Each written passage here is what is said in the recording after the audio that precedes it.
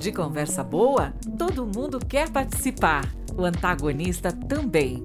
Nossa equipe recebe convidados especiais para um bate-papo leve e divertido sobre as experiências de cada um. Podcast OA. Conversa boa de ver e ouvir. Salve, salve, eu sou Felipe Moura Brasil, sejam bem-vindos a mais um episódio do Podcast OA, nosso programa semanal. Lembrando que cada episódio vai ao ar às 19h30 de toda segunda-feira no canal de YouTube de O Antagonista. Se você ainda não se inscreveu, se inscreva e acompanhe toda a programação. A gente faz, por exemplo, o Papo Antagonista, programa de segunda a sexta, das 18 às 19h30, mas aqui a gente recebe um convidado presencial no estúdio para esmiuçar, para aprofundar as questões de fundo do debate público, para além daquela análise do noticiário de cada dia.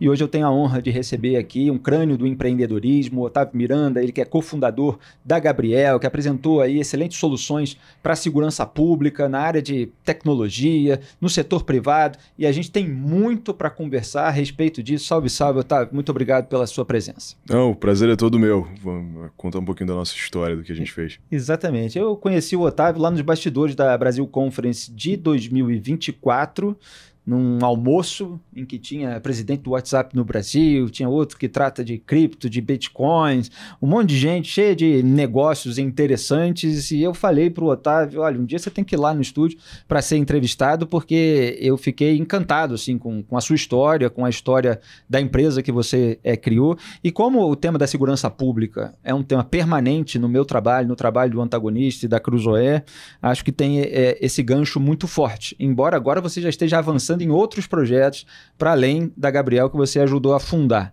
Mas eu queria trazer um pouquinho da história da empresa.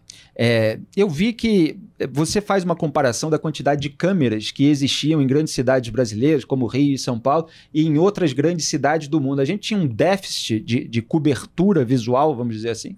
Ah, com certeza, né? Assim, existe um número que é a métrica de câmeras por 1.000 habitantes, né? Que era o número mais usado para você entender mais ou menos onde uma cidade se comparava com uma outra, quando a temática era cobertura do espaço público e urbano por parte de câmeras, né?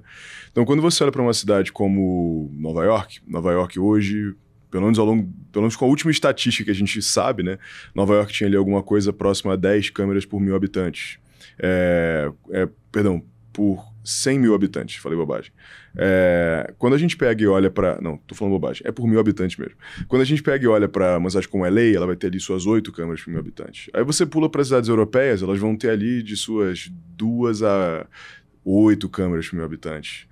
Londres é um ponto fora da curva, onde você vai ter mais de 60 câmeras, né, por 1.000 habitantes. Nossa. Quando você vai indo para o Sudeste Asiático, quanto mais para o leste você vai, esse número só aumenta, né? Então, você vai para Moscou, com as suas em torno de 30 câmeras por 1.000, você vai para Bangkok, com as suas 40 e poucas câmeras por 1.000, até a hora que você finalmente aterriza em Beijing, com as suas quase 400 câmeras por 1.000 habitantes.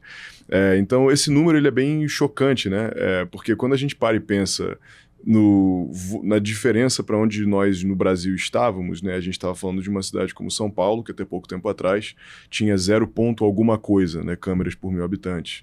E esse número ele vem mudando com alguma velocidade ao longo dos últimos anos, né? Então, o Brasil ele acabou se tornando terra fértil para um debate bem complexo sobre a implementação de ferramentas de tecnologia aplicadas à segurança pública, né? Uhum. E isso se traduz em uma série de programas que vem surgindo no Brasil afora, uns mais inteligentes, uns menos, e também naturalmente empresas privadas olhando para o tema. Agora, só um parênteses, tem um fator aí para China e Rússia terem tantas câmeras que vai além da segurança pública. Acho que tem um fator de controle de regimes autoritários, não? Você não vê assim? Eu acho que é possível olhar por esse ângulo, né? Assim, tem uma estatística que eu não sei afirmar se ela é verdadeira ou não, mas existe um consenso, né, de que o orçamento chinês dedicado à segurança interna ele é maior do que o orçamento chinês dedicado à segurança externa, né? Então, quando você para e pensa no ticket que uma cidade chinesa, na média, gasta com leitura de placas, reconhecimento facial, câmeras por todos os lados, assim como também a polícia convencional, como todo mundo conhece, Isso representa, né, um valor bem significativo, né? E ainda que essa estatística não pare em pé, né, que eu não consigo citar aqui de cabeça a fonte, de fato é muito perceptível para quem passa tempo suficiente na China. Eu morei lá uma grande temporada. Sim, vamos falar sobre isso. E é muito notável o quanto se gasta, né? É imponente e opulento o quanto você vê câmeras por todas as partes, até de uma forma um pouco inconveniente em algum momento. Quando você anda por aí e você andando numa via expressa, você tem um flash que sai de uma câmera dessa para tentar fotografar quem está dentro do carro. Assim, né? Isso gera incômodo até nas pessoas que moram lá. Acho que passou-se ali de um determinado limiar do razoável. Mas, de toda forma, né, eu acho que a agenda de tecnologia aplicada à segurança, ela é uma agenda obrigatória.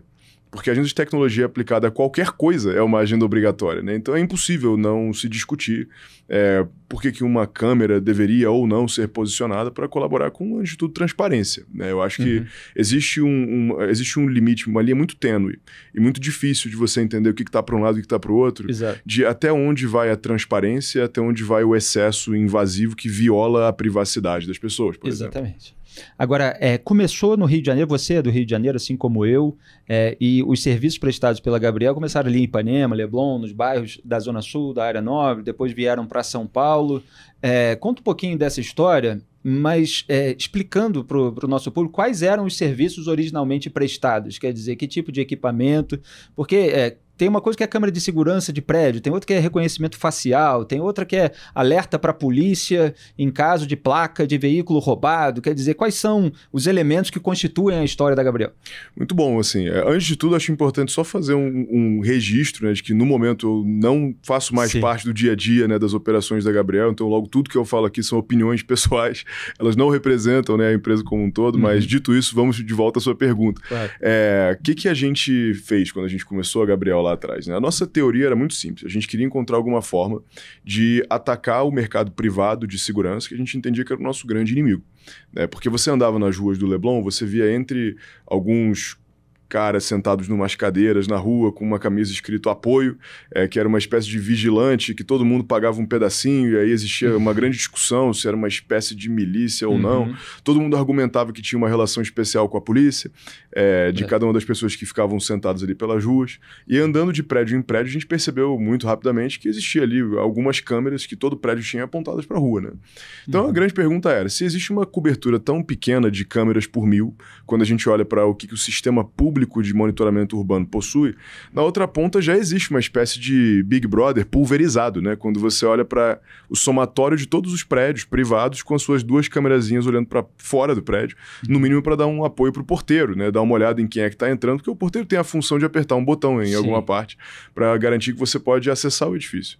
Quando a gente começou a Gabriel, então, a primeira coisa que a gente fez não tinha nada a ver com câmera. A gente começou a Gabriel olhando para tentar fazer uma espécie de Uber de segurança. Acho que foi das piores ideias que a gente já teve até hoje.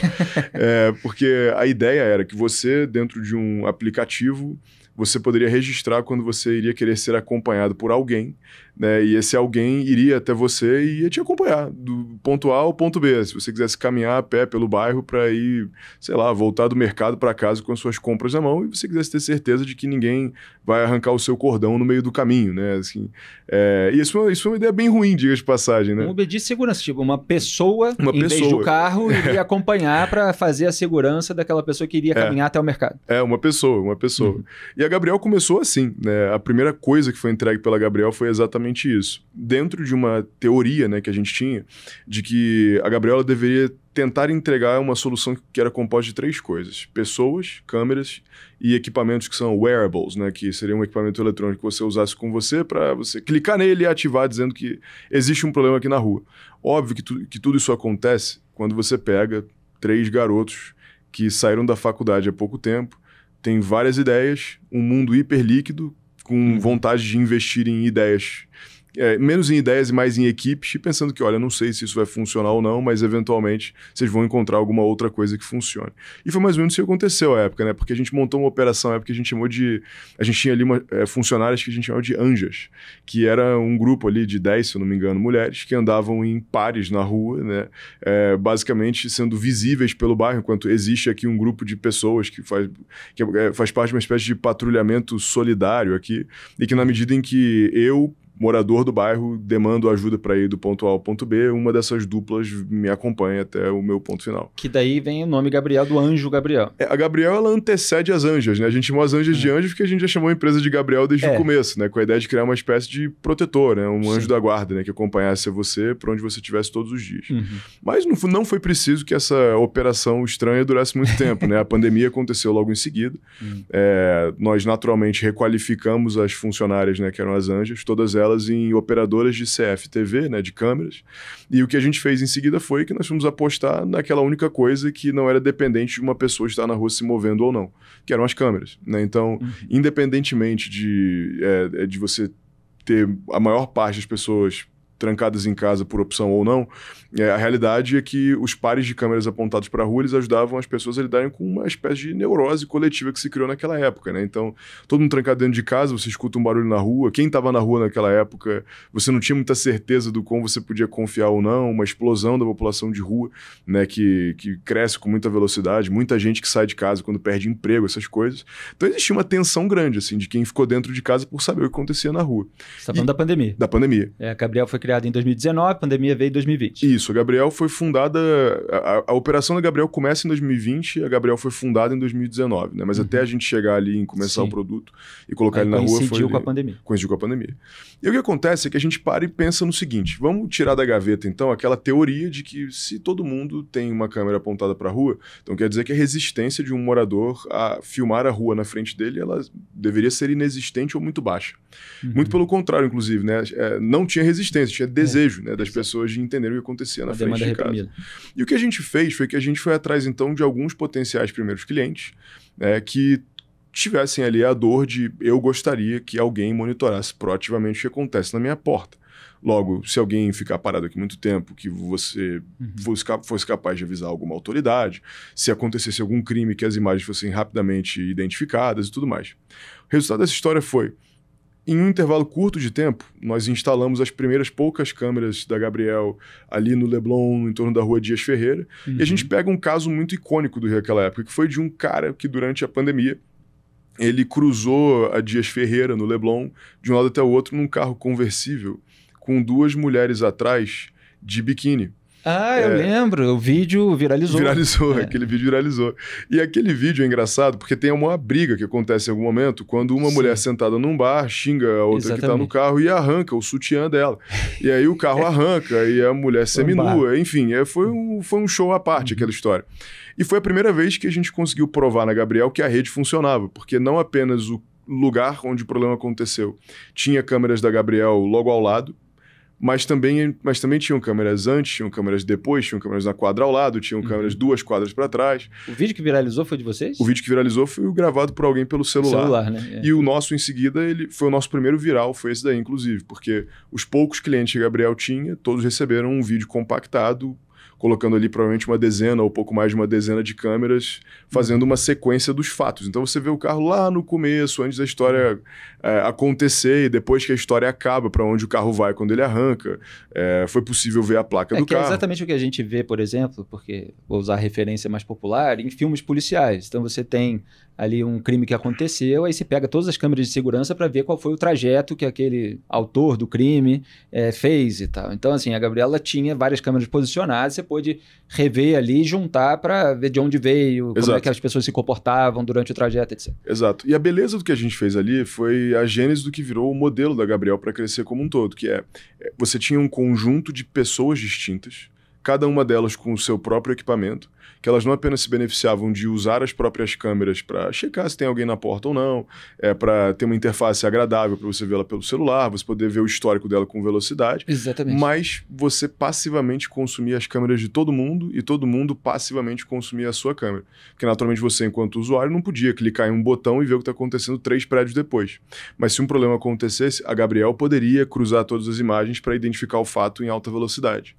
E essa gênese, ela criou o que foi ali o começo do que é o efeito de rede da Gabriel, que é que os pares de câmeras apontados para a rua, eles criavam uma facilidade para que o prédio ao lado, de onde já existisse uma câmera da Gabriel, também quisesse usar. Porque um crime não começa e acaba na frente da sua casa. Exatamente. Ele passa por ali, mas logo em seguida várias outras coisas acontecem.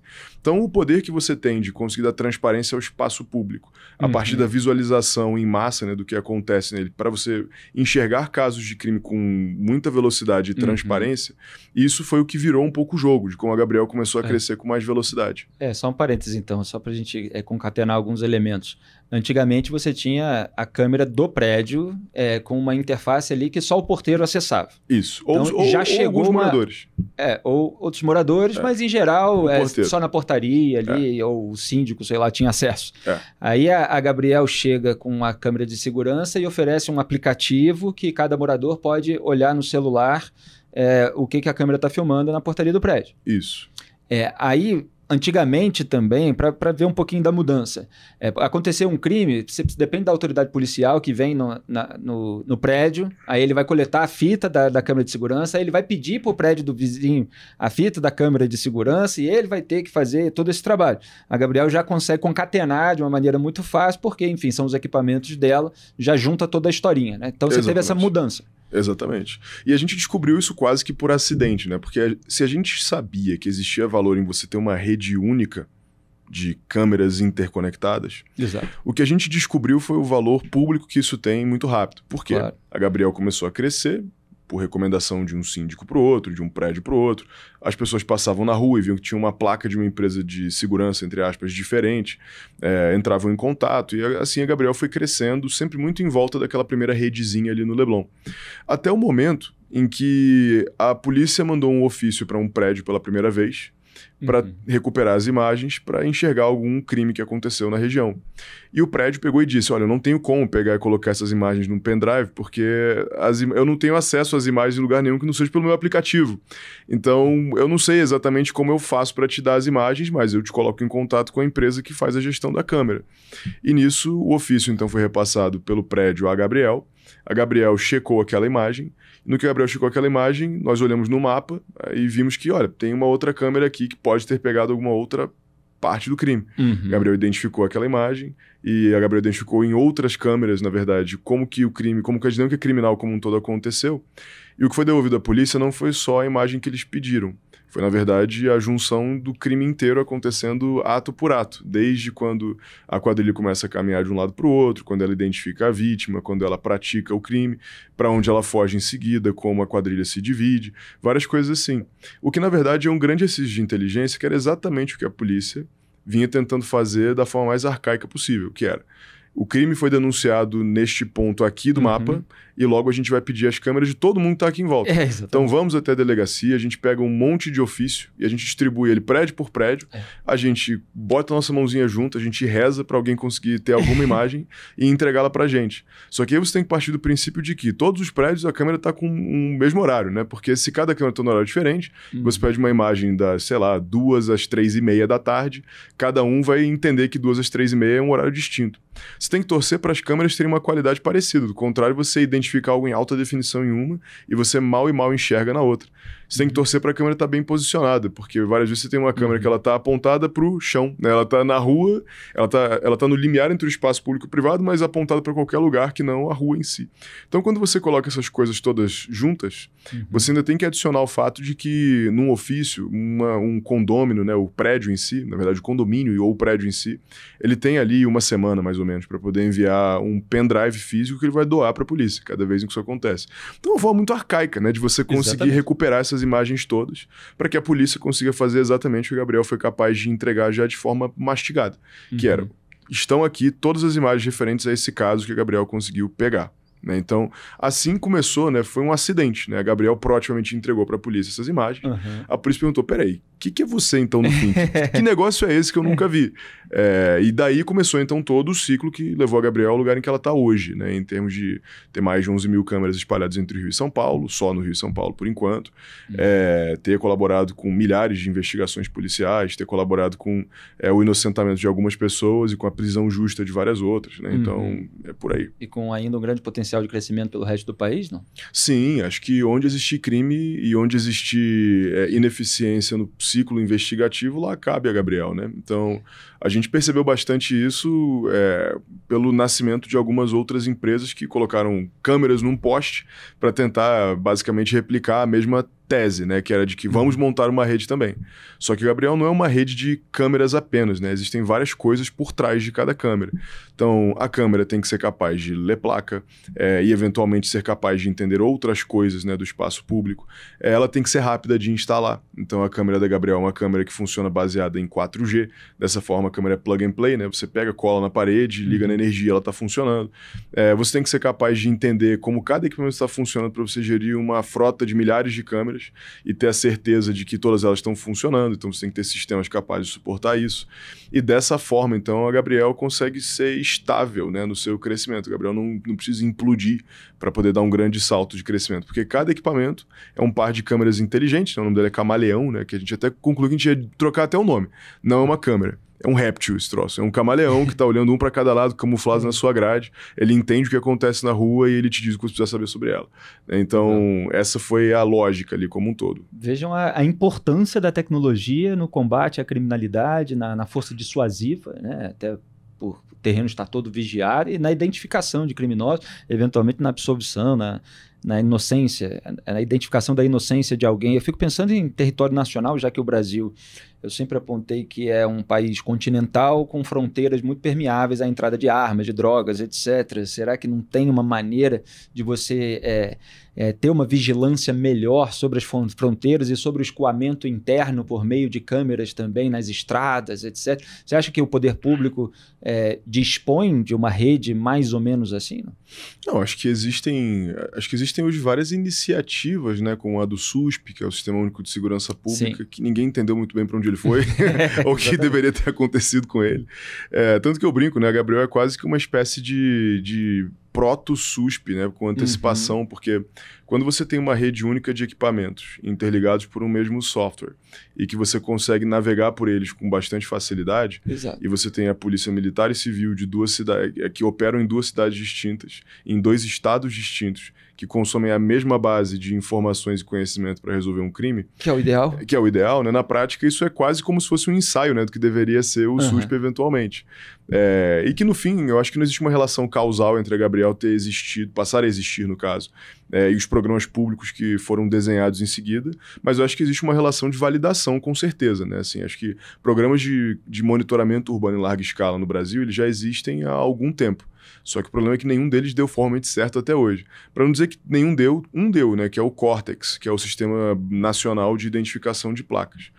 Esse foi um programa bem sucedido, em que as polícias locais aderiram e tudo mais, e onde uma placa de um veículo passa, né, em frente a um hardware de alguma polícia local, do Detran local, seja lá o que for, isso alimenta um banco centralizado, né, de que este carro, que é um carro procurado, ele passou na cidade A, na cidade B, no estado C, no lugar D, passou na fronteira tal, né, que é o que o Cortex propôs a oferecer, que é um sistema público de busca de placas, vamos colocar assim. Certo. Você cofundou a Gabriel com o Eric, qual é o sobrenome dele mesmo? Kozer. Eric Kozer. E eram só vocês dois no começo? No começo éramos 3, né? Eu, o Eric e o Eduardo, né? Que era o nosso terceiro sócio. E depois passou a ter muitos funcionários essa empresa? A Gabriel hoje tem, eu não vou saber de cabeça, mas tem alguma coisa na casa dos 170 funcionários, mais ou menos.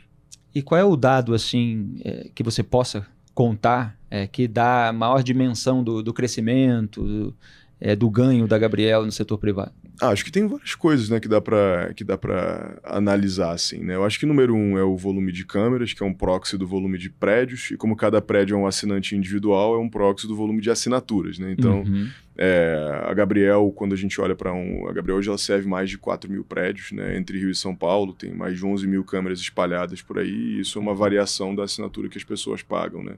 Que tem algumas pequenas diferenças ali, baseadas no produto ou no volume de camaleões que estão em cada lugar, né? Então, quando a gente olha por esse lado, a Gabriel acabou se tornando bastante bem sucedida dentro do meio, né, de segurança eletrônica privada, que é um meio difícil, porque antes da Gabriel, o mais comum que você tinha enquanto um produto eletrônico de segurança que você poderia comprar era ou um alarme, E brevemente, em algum momento, houve a febre do botão do pânico no Brasil, né, em que convenceu-se ali, alguns síndicos se convenceram, na verdade, de que o porteiro tem um botão que, se alguma coisa acontece, ele aperta esse botão e alguma coisa deveria acontecer, a próxima solução mágica. Só que não existe mágica, né, quando o assunto é segurança, existe inteligência. Né? Inteligência resolve problemas, e mágica a assinatura são alguns milhares de reais?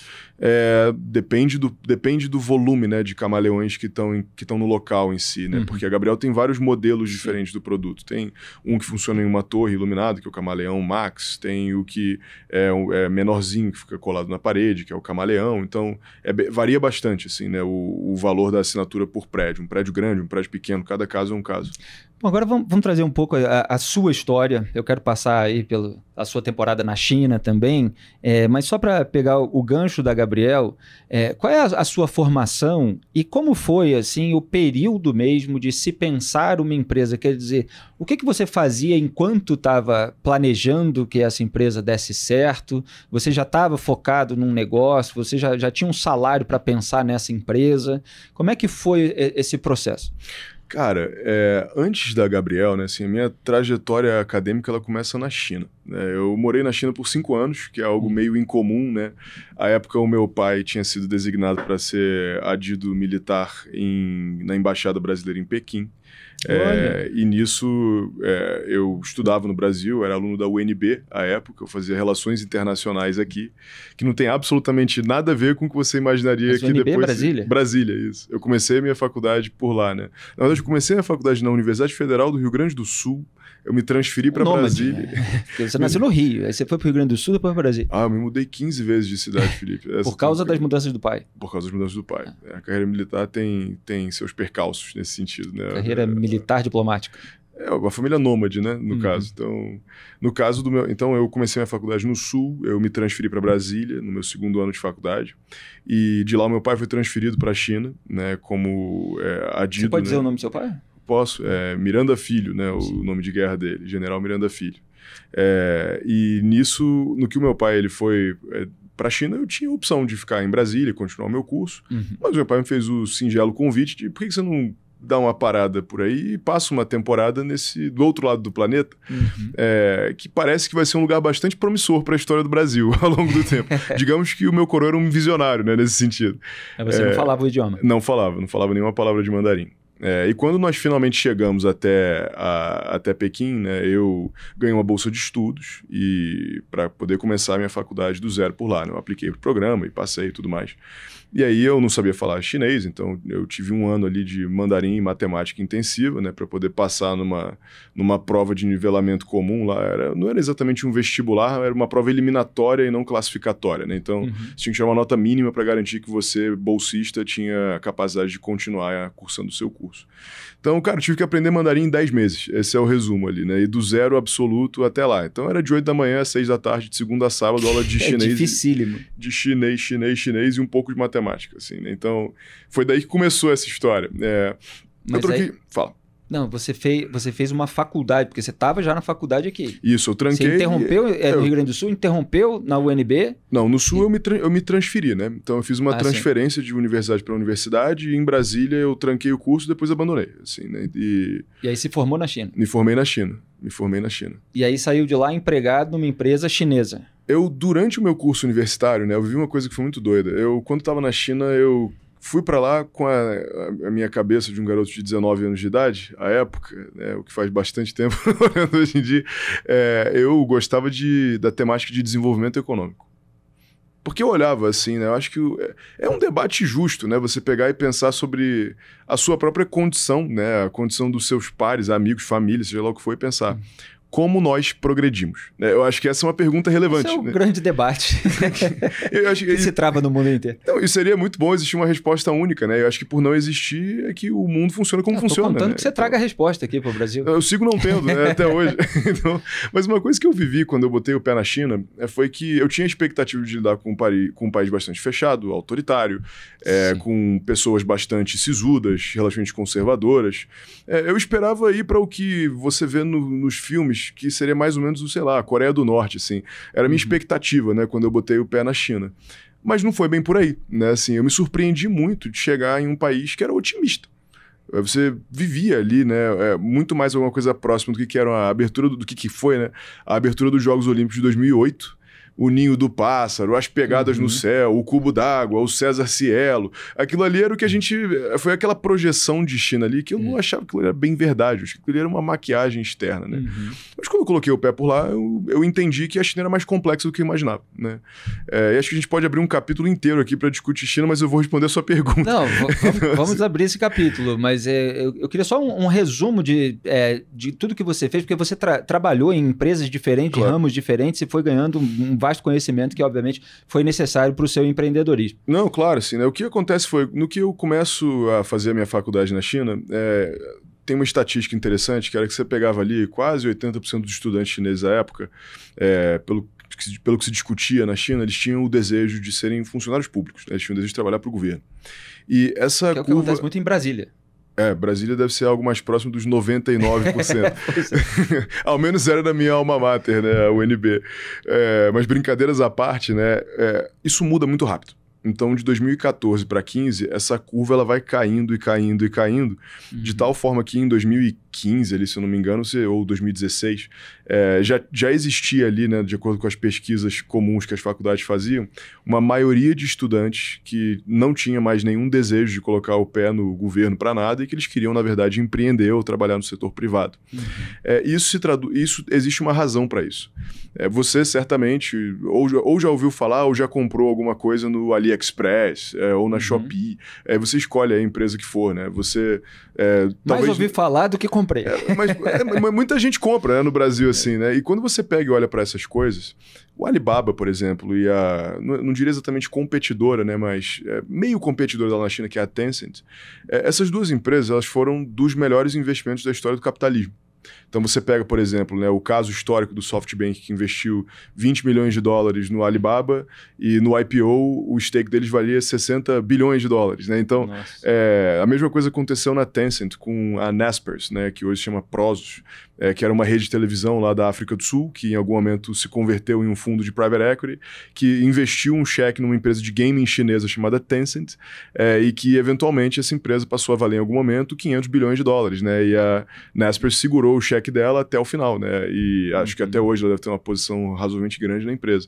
Então, quando você pega e olha para o ciclo de liquidez dessas duas grandes empresas, além de outras como o Baidu e por aí vai, abrindo capital em Nova York e seguindo ali o espírito do país de abertura violenta ali, né, para o mundo lá de fora, isso cria um incentivo natural para que toda uma cadeia de investimento em tecnologia se forme, ou melhor, ela cresça muito rápido. Certo. Então, todo mundo que queria ser funcionário público concluiu que queria virar startupeiro, da noite pro dia.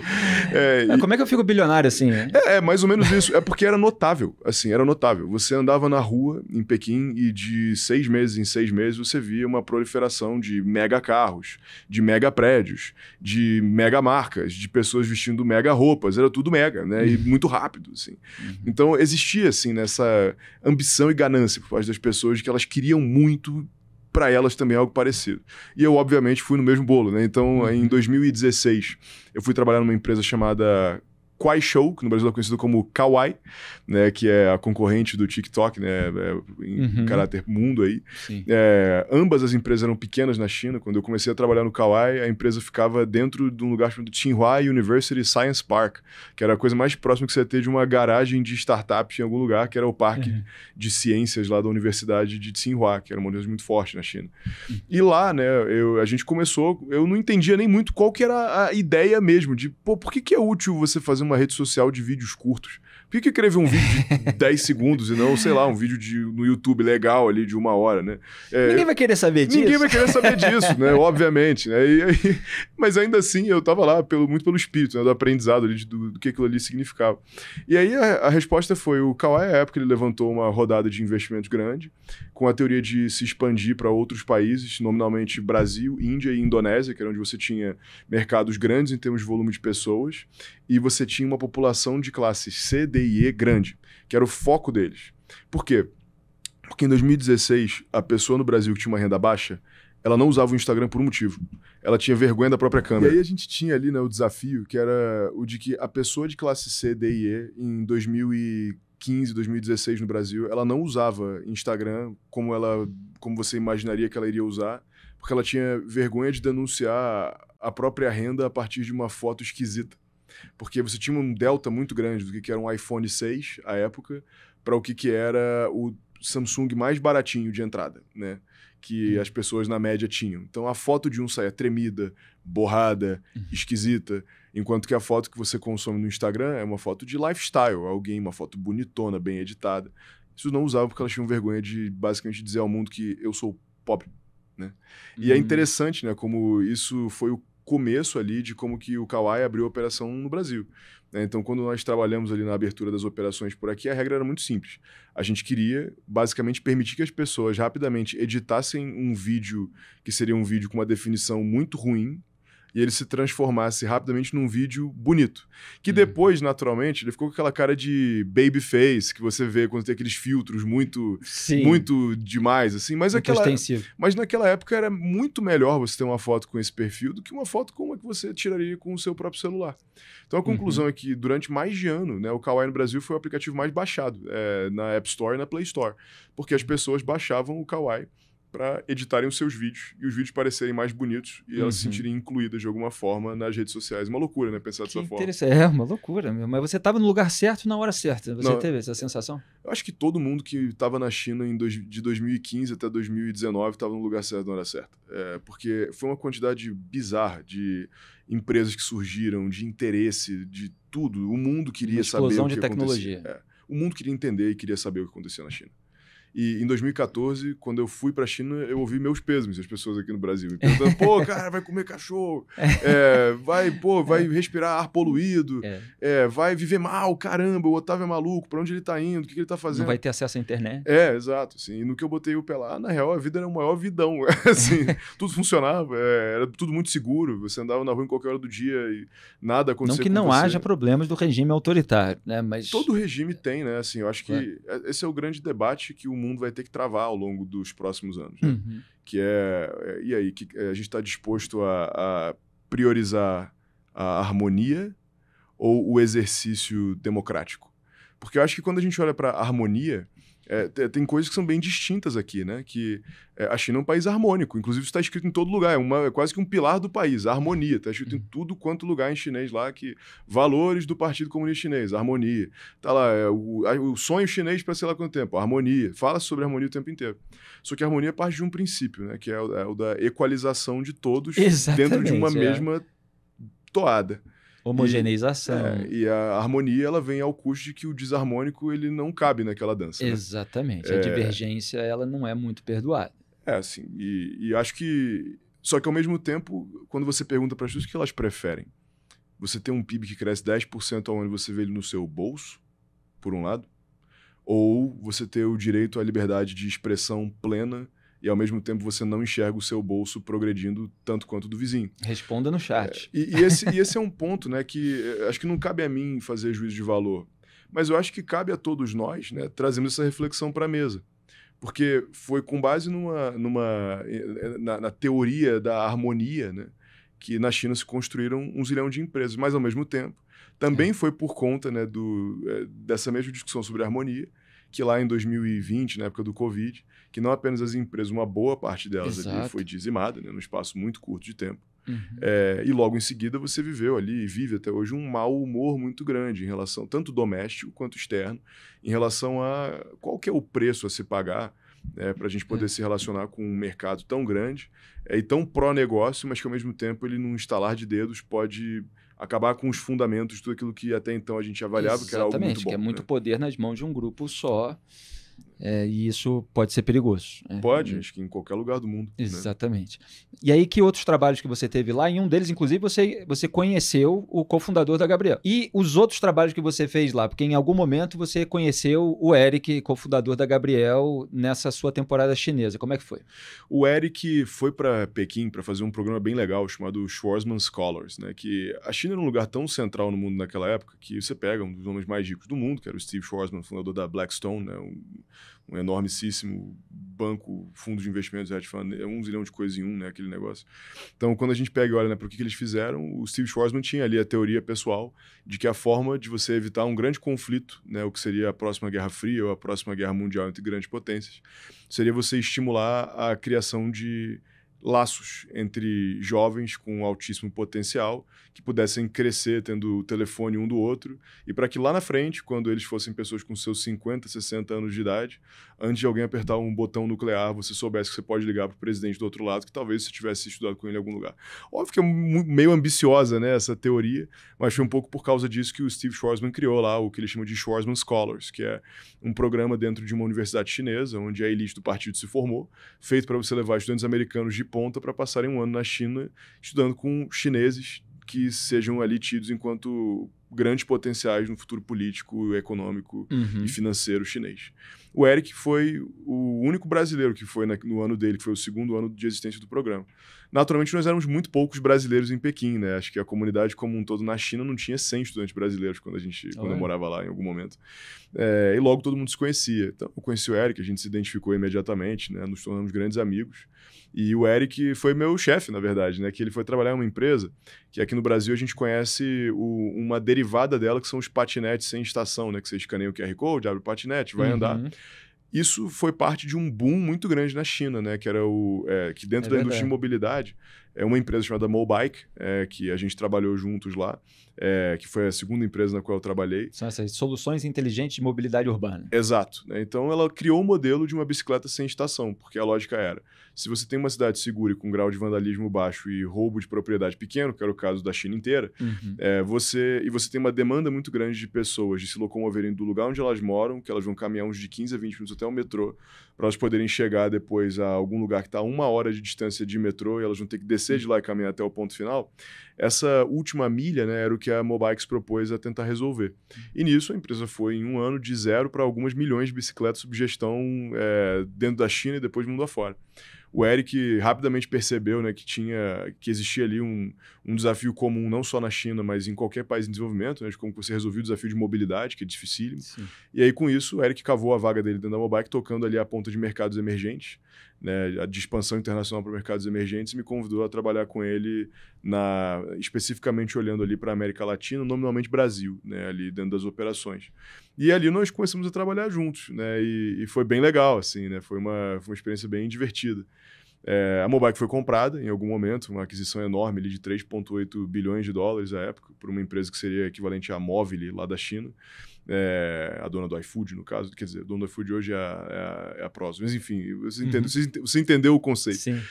Mas dito isso, né, a gente, após ali a compra da Mobike, cada um de nós saiu e foi para um lugar diferente. Mas vocês estiveram envolvidos em algum projeto desse, de patinete, de bicicleta, no Brasil? Das bicicletas.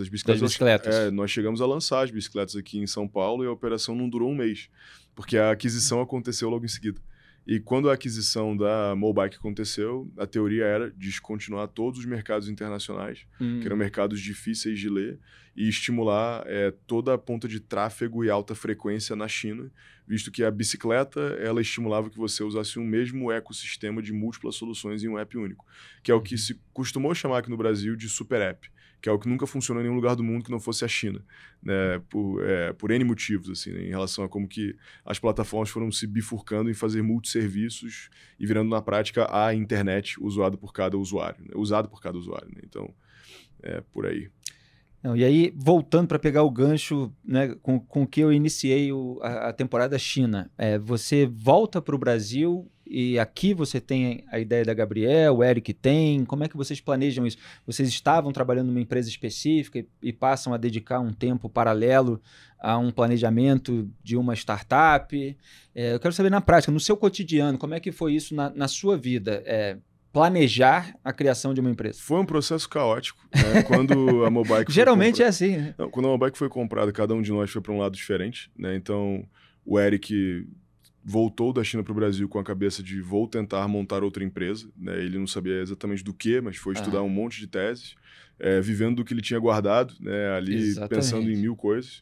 Eu fui me aventurar em outro lugar, fui trabalhar numa campanha eleitoral no governo, ao governo do Estado. Do Eduardo Paes, isso. Foi a do governo do Estado de 2018 que ele perdeu para o Wilson Witzel. Exatamente. Né? Então eu fui trabalhar na campanha, né, do Eduardo naquela eleição e nós perdemos, né? E aí depois daquele período nós nos juntamos ali, eu, o Eric e Eduardo, no começo de 2019, não mais o Eduardo Paes, no caso, o Eduardo nosso antigo sócio, né, na Gabriel. E nós em 2019 começamos então ali a quebrar a cabeça sobre o que fazer, visto que ninguém tinha emprego, ninguém tinha nenhuma ideia de para onde ir. Exatamente, era isso que eu queria saber, qual era a circunstância? A circunstância era essa, cada um fazendo um bico diferente para ganhar algum dinheiro, né? Então, e para quem, no meu caso do Eduardo, né, e no caso do Eric, ele trabalhando ali junto com um outro colega para tentar tirar do chão um outro negócio. Só que a gente deu eu diria, sorte nesse caso, né? Que a gente pegou o começo ali de um fluxo de bonança muito grande no Brasil em relação a investimento em empresas de tecnologia. Então, em 2018, a gente começa a perceber o crescimento de vários fundos de venture capital, né, que são os fundos que investem em empresas de tecnologia lá no começo, passando a criar ali, passando a ter mais dinheiro sob gestão, investindo cada vez mais em novas empresas, né? Tendo demanda por ideias boas naquela área. Exatamente, né? E muito ali dentro do impulso de grandes empresas de tecnologia passando a dar certo no Brasil, né? Que é o caso dos bancos, em especial, como a Nubank, lá atrás o Neon, né? Que muita gente usou o Neon, hoje em dia menos, mas lá atrás, né, houve esse peso, né? Da gente vendo algumas outras empresas nascendo ali naquela mesma época, então a Buzer botando o pé dela ali no mundo, dizendo que o Pato lá falando que vou combater o cartel, a máfia dos ônibus, e indo pro pau lá, vou quebrar todo mundo e vou montar e vou fazer o Fretadão virar, na verdade, uma grande empresa e tudo mais, né? Então, assim, quando começam a surgir várias coisas, assim, né? Várias empresas. E isso acontece por um motivo, né? Era um mundo de juros baixos, era um mundo que no Brasil, pela primeira vez, fez sentido coletivo você não deixar o seu dinheiro parado. O Brasil, querendo ou não, tem um grande incentivo a ninguém tomar risco, né? O governo toma o risco por você para você poder ganhar 10% ao ano com o seu dinheiro parado. Né? Então, quando isso muda, e a gente vive ali uns juros de 2% ao ano, né? Que foi aquele momento maluco, você tem uma corrida do ouro muito rápida de todo mundo, de pessoas físicas, de instituições. Só para lembrar que agora está em torno dos 14, né? E nem sei onde vai, e ninguém sabe até onde vai, né? Que com o Gabriel Galípolo, que é o diretor indicado pelo Lula, apesar de todos os ataques do Lula ao antecessor Roberto Campos Neto, sem querer politizar a conversa, mas só para contextualizar, houve a elevação da taxa Selic em 1 ponto. Mesmo já estando alto. Você está lembrando de uma época em que era 2% ali, foi um período bem circunstancial. Sim. E aí tudo isso em conjunto, né, cria uma abundância de capital no Brasil disponível para quem quisesse montar um negócio. Então, à época, né, o que faltava era gente querendo montar negócio. Dinheiro já tinha, você não tinha gente. Nós, querendo ou não, que tínhamos algumas ideias meio fora da caixa, conversamos com um fundo aqui de São Paulo, né, que o Eric já tinha uma relação boa ele mesmo, né, que Você está falando mais ou menos 2018. 2019, né, com o Canary, né, que é uma referência, né, aqui no Brasil em termos de investimento em empresas que estão logo no começo. E conversando com o Canary, eles fizeram uma proposta ao Eric, depois se estendeu a todos nós, de nós nos tornarmos ali o que eles chamam de empreendedores em residência, que você segue não ganhando nenhum centavo, mas você agora tem um escritório de graça, água e café à vontade, e você pode conversar com os sócios o quanto você quiser, para saber o que eles estão olhando, o que são teorias interessantes e tudo mais, para você eventualmente montar o seu. E o compromisso de volta ali à época era, quando você concluir o que você quer fazer, nós gostaríamos de poder receber ali a ideia primeiro, para a gente poder tomar a decisão se a gente vai querer investir ou não antes de todo mundo. Então essa era a troca, assim, né? E em poucos meses a gente definiu que a gente ia querer atacar o desafio de segurança. No começo, cada um de nós queria olhar para alguma coisa diferente. Então, a gente chegou a olhar a ideia de fazer uma franquia de farmácias lastreada em tecnologia. A gente chegou a pensar em fazer um Ceasa online. A gente olhou teses dentro de logística. E, no fim, a gente olhou muito também para o desafio de segurança, né? Que era algo que para a gente chamava muita atenção, enquanto o mercado é enorme no Brasil, um problema grave que todas as pessoas tinham, e uma vertical ávida, né, de alguma solução, né, que não existia. Agora, só um parênteses, não foi do nada que eles pararam para pensar em criar uma empresa. Quer dizer, você já tinha uma baita bagagem a essa altura. Você tinha morado na China, você tinha trabalhado em várias empresas, você tinha visto esse boom da tecnologia, você já era experimentado na área tecnológica, o Eduardo também, o Eric também. Então, assim, vocês pararam para pensar o que a gente vai fazer, mas vocês já tinham toda uma expertise para fazer aquilo que vocês decidissem fazer, certo? Olha, eu não sei se a palavra certa é expertise. Né? Eu acho que a gente tinha culhão. Que beleza. Eu acho que assim, a gente tinha vontade, né, de tomar o risco de montar um negócio. Que é tão ou mais importante, né? Eu diria que é mais importante. Mais importante. Eu diria que é mais importante. Mas expertise importa. E a gente não tinha. E eu acho que isso é importante, né? Porque... Mas é uma certa confiança na própria capacidade também. Exato. Assim, os fundos que investem em empresas de tecnologia no comecinho delas, que é o que a gente chama ali de seed, né? Que é o estágio semente da empresa, são fundos que eles compram ali, não apenas a meio que visão de em que mercado o empreendedor quer trabalhar, mas eles compram muito o time. Né? Você compra ali o que você está meio que enxergando, que esse time tem capacidade de levantar capital, de ter boas ideias, de estruturar um modelo de negócio, de repensar as coisas rápido, de montar uma operação. E que tipo de operação esse time aqui tem um perfil, né? Porque tem algumas pessoas que vão ser muito boas de coisas que não envolvem mexer com muita gente. Vão ter outros empreendedores que vão ter o perfil de ser um capataz. Assim, então você vai ter de tudo ali dentro. E aí o fundo vai fazendo esse filtro, né? O que eu estou querendo dizer é o seguinte, o público leigo que sonha em ter uma ideia que vai resultar numa empresa que depois vai custar bilhões, ele vai vender e vai morar na praia. Ele olha um empreendedor bem-sucedido como você e pensa assim, cara, que ideia que eu posso ter? Só que a gente precisa sempre trazer à tona que tem renúncias, tem sacrifícios, tem dedicação, tem estudo, tem uma trajetória aí por trás desse momento. É claro que pode acontecer com menos ferramentas do que vocês tinham, mas vocês batalharam, vocês correram atrás, vocês têm currículo. Eu acho que começar um negócio antes de tudo, identificar um problema. Né? Acho que eu gosto muito, eu gosto de ler pra caramba, assim, né? E que bom. Um livro que me chama muita atenção é a autobiografia do Henry Ford, em que ele define uma empresa enquanto uma coisa muito simples. Uma empresa é uma máquina eficiente de resolver problemas. Esse é o trabalho de uma empresa, né? Então, se ela é uma máquina ineficiente de resolver problemas, a empresa ainda assim existe. Mas o produto da empresa vai ser um produto ou ruim, ou a empresa como um todo não para em pé durante muito tempo, né? E o que é o produto vendido para alguém? Uma venda é um contrato feito entre você, a empresa, e o consumidor de que você vai resolver o problema dele. E esse contrato é firmado com uma cédula que sai do bolso dele e entra no seu. E isso é uma empresa. Né? Acho que isso é uma descrição conceitual, quase que uma revista em quadrinhos aqui. Mas esse é o ponto. A gente não precisa ir muito além, né? Exatamente. Acho que não dá para colocar o carro à frente dos bois, né? Não dá para pensar em prosperidade individual sem você pensar em, antes disso, resolver em escala um problema de várias pessoas. Porque a gordurinha que você tira de assinar um contrato com o dinheiro saindo do bolso de um e entrando no seu, essa gordurinha, quando ela vai se montando ao longo do tempo, quando muitos problemas são resolvidos em larguíssima escala, ela naturalmente te premia, né, com o progresso individual que você tanto quis. Mas a empresa valer bilhão ou valer milhão, ela não muda o fato de que a gênese tem que ser igual. Exato. Um problema tem que ser resolvido e a pessoa tem que estar satisfeita com você resolver o problema dela. Perfeito. E esse é o coração da história.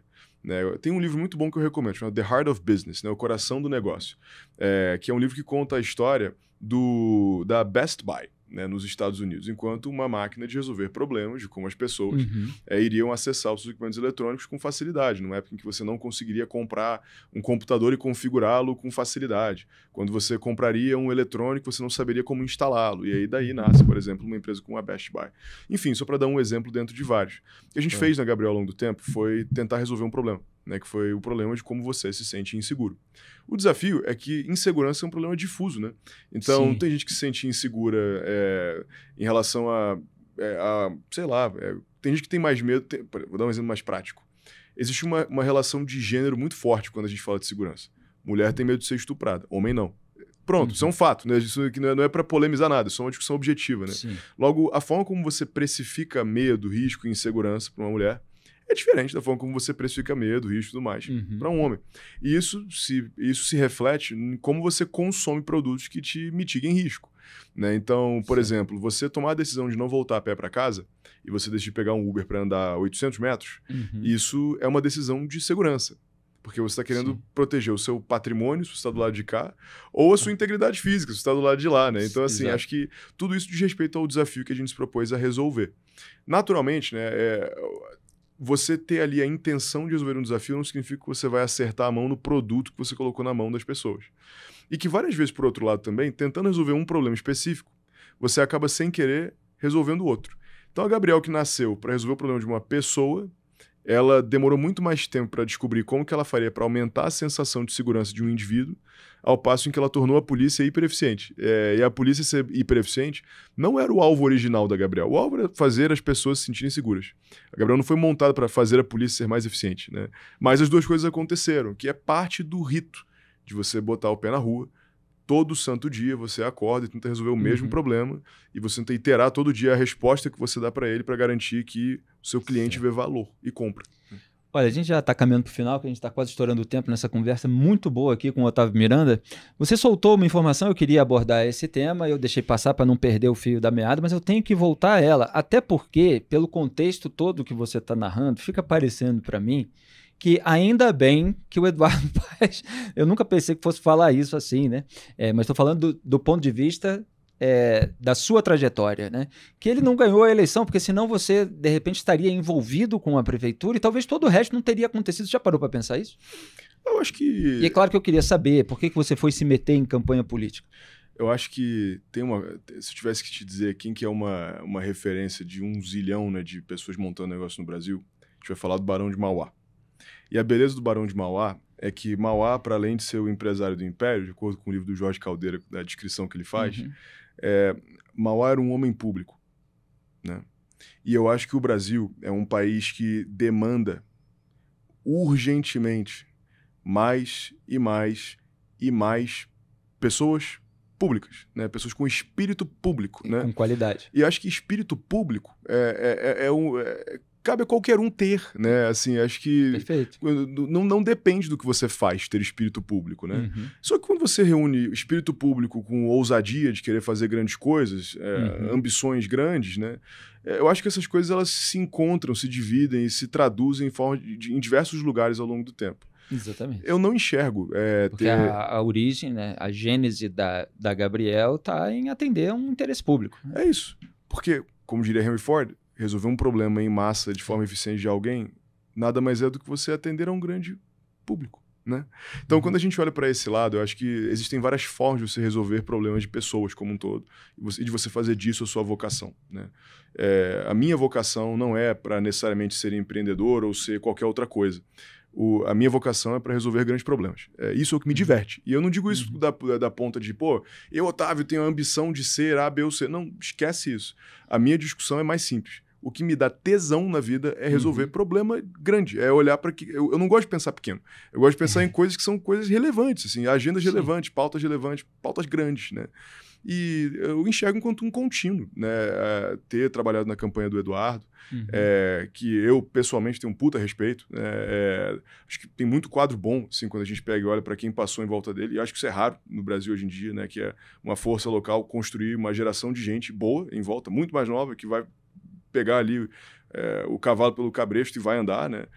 Daqui a muitos anos vai descobrir se isso deu certo ou não, mas acho que é legal alguém ter a intenção de fazer isso, né? Da mesma forma como eu segui adiante a minha vida, né? E a minha carreira para outro lugar. Essa é a minha vocação, né? É isso que eu faço por princípio, né? E vai ser sempre assim. Então, assim, não surpreenda-se quando eu for mais velho em algum momento, né? Quando você virar ministro. Hoje tenho 30, quando eu tiver 40, se eu estiver indo lá trabalhar na campanha de outro, né? Assim, eu espero que os meus amigos... Futuro ministro da Ciência e Tecnologia, Otávio Miranda? Não, de forma alguma, né? Eu acho que o meu futuro é resolver problemas grandes. Isso daí, então, se você quiser dizer que futuro resolvedor de grandes problemas brasileiros, você pode me escalar ali que eu sou voluntário para ir de graça. Assim, maravilha. E só pontualmente, pontualmente, rapidinho, o que você fez na campanha exatamente? O nosso trabalho ali na campanha era de ser faz tudo, né? Então, assim, era quase como se fosse um trainee ali, né, de candidato. O Eduardo nos conheceu porque nós o procuramos, né, à época, e quando nós nos voluntariamos, na prática falou, olha, a gente tem um enorme respeito pelo fato de que a Olimpíada aconteceu, de que o Rio ficou no centro das coisas, de que foi durante o seu período que o Cristo Redentor decolou e também caiu depois, assim, aí faz parte, né, e tudo isso. E eu vivi para ver o Rio ser um lugar que melhorou, né? Copa do Mundo 2014, Olimpíada 2016, eleição 2018. Isso, assim, né? E não foi só o Eduardo, né? Acho que é um contínuo, né? Eu acho que esse contínuo tem que ser respeitado. O César Maia foi um puta prefeito, né? Eu acho que é importante ressaltar isso também. Eu não tenho nada a ver com ele, nunca trabalhei com ele, não sou amigo dele, mas eu acho que a gente, assim, quando a gente olha o delta, né, de para onde o Rio vai, eu acho que o Rio é uma cidade que ela piorou em vários lugares e melhorou em vários outros, né? E eu acho que o Rio é uma panela de pressão que é difícil de você modulá-la, né? Você tem que ficar ali meio que acerta o fogo, tira a pressão, garante que o que está dentro não torrou e que a panela não explodiu, né? O Rio é um bicho complicado, mas eu acho que o Rio, formalmente, viveu entre suas idas e vindas, né? Eu acho que de 2000 para cá o Rio foi um lugar que se tornou um lugar um pouquinho melhor, né? Não muito melhor, mas um pouquinho melhor a cada ano. Né? E digo isso enquanto quem ama o Rio e mora lá, né? Então, assim, de tudo Amamos. isso... Apesar de tudo. Então, assim, de tudo isso, o que é a minha conclusão? Eu me esqueci da sua pergunta, na verdade. Eu viajei aqui na maionese. Não, eu tava falando o que você fez na campanha política do pai especificamente. Então, o que aconteceu foi... A gente tá refletindo, filosofando, é isso mesmo. Foi mal. Esse é o espírito do podcast, ó. Meio por conta disso, né, que voluntariamente a gente mandou um e-mail lá pro Eduardo, lá à época, que foi respondido, convidando ele para ir participar de uma conferência estudantil que a gente estava organizando na China. E aí ele não topou ir, mas topou que a gente se conhecesse. Nós nos gostamos, né, quando nós nos conhecemos.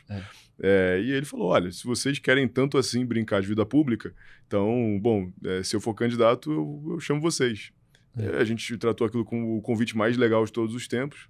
Nada aconteceu por meses, até um dia em que surge um grupo no WhatsApp em que a gente estava convocado para ir lá ajudar na campanha. E aí o conceito de ajudar na campanha é relativamente comum, né, assim, na vida pública, que candidatos, homens públicos como um todo, exercendo papéis públicos, carreguem uma pequena entourage de pessoas, ou que eles preparam para dividir algumas funções relevantes, ou por outros motivos. Assim, e a gente fez um pouco de tudo.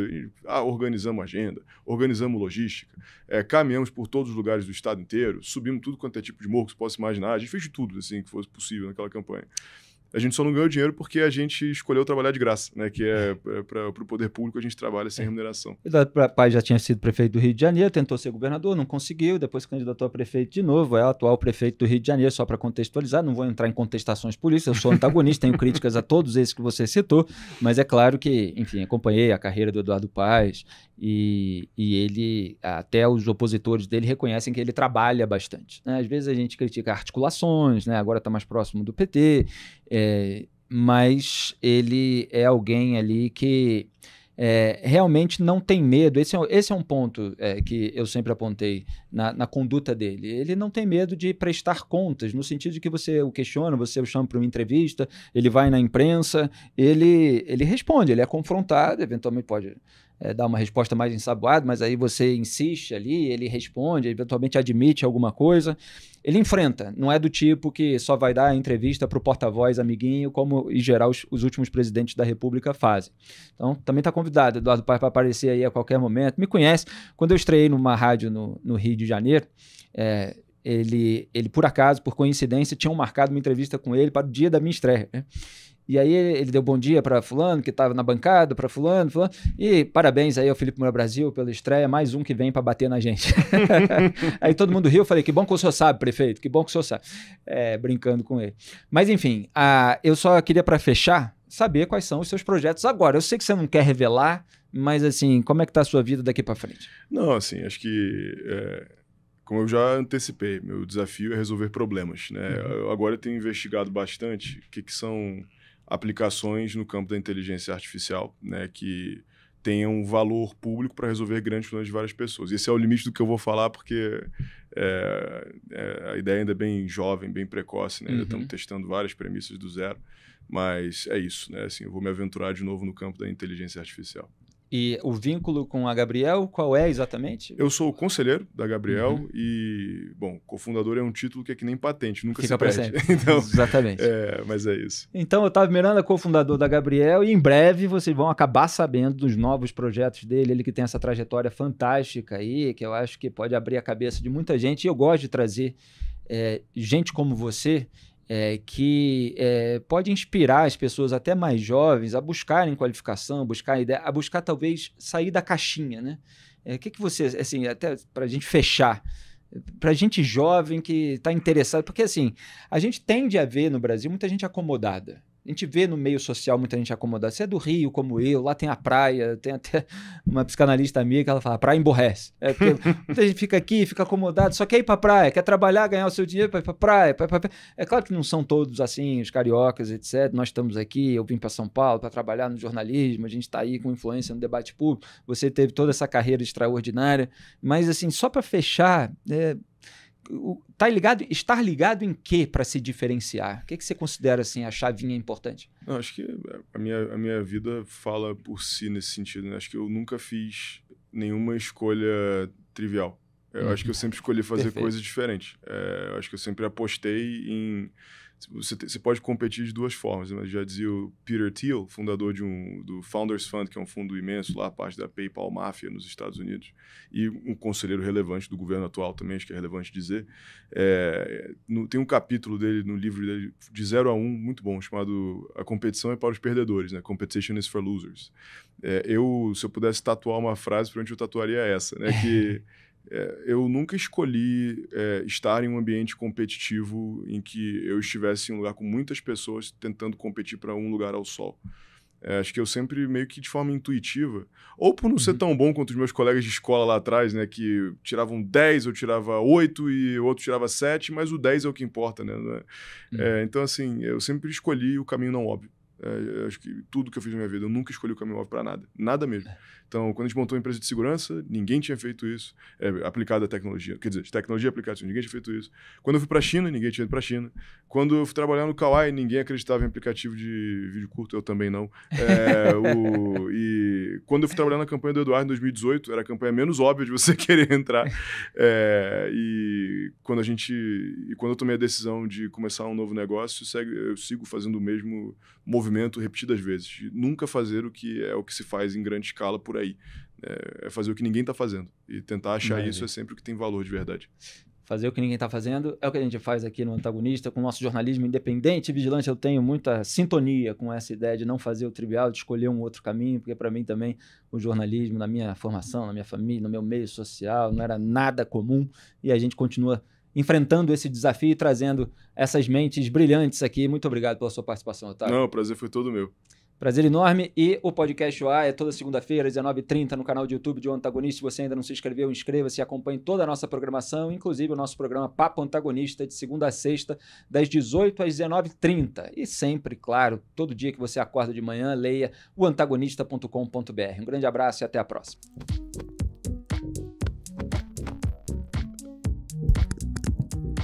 Podcast OA. Conversa boa de ver e ouvir.